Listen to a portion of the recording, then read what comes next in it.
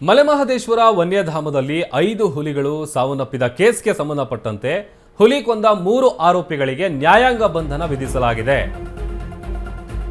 ವಿಷಪ್ರಾಶನದಿಂದಾಗಿ ಒಂದು ತಾಯಿ ಹುಲಿ 4 ಮರಿ ಹುಲಿಗಳು ಮೃತಪಟ್ಟಿತ್ತು.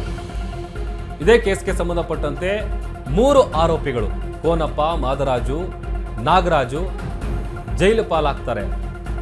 ಹಸುವನ್ನ ಬೇಟೆಯಾಡಿದ್ದಕ್ಕೆ ಹುಲಿಗಳಿಗೆ ವಿಷ ಹಾಕಿದ್ರು ಕಿಡಿಗೇಡಿಗಳು.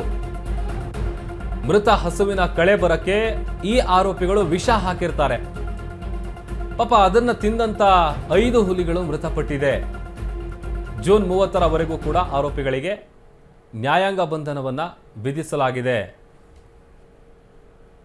ಈಗ ನಾಳೆ ಈಗ ಆಲ್ರೆಡಿ ಫೋಟೋದಲ್ಲಿ ನಾವೇನು ತೋರಿಸ್ತಾ ಇದ್ದೀವಿ ಆರೋಪಿಗಳು, ಇವರದೇ ಕೆಲಸ ಅದು. ಪಾಪ ಗೊತ್ತಿಲ್ಲ, ಯಾಕಂತಂದರೆ ಕಾಡು ಪ್ರಾಣಿಗಳಿಗೆ ಇವರು ವಿಷಪ್ರಾಶನ ಮಾಡಿರ್ತಾರೆ, ಏನು ಮಾಡಿರ್ತಾರೆ ಹೇಗೆ ಗೊತ್ತಾಗುತ್ತೆ. ಆಮೇಲೆ ಈ ಥರದ್ದೆಲ್ಲ ತಪ್ಪು ಅಂತ ಗೊತ್ತಿದ್ರು ಕೂಡ ಹಸುನ ಕೊಂದಿದ್ರು, ಹಸುನ ಸಾಯಿಸಿದೆ ಅನ್ನುವಂಥ ಒಂದೇ ಒಂದು ಕಾರಣಕ್ಕಾಗಿ ವಿಷ ಹಾಕಿ 5 ಹುಲಿಗಳ ಸಾವಿಗೆ ಈ ಆರೋಪಿಗಳು ಕಾರಣ ಆಗಿದ್ದಾರೆ.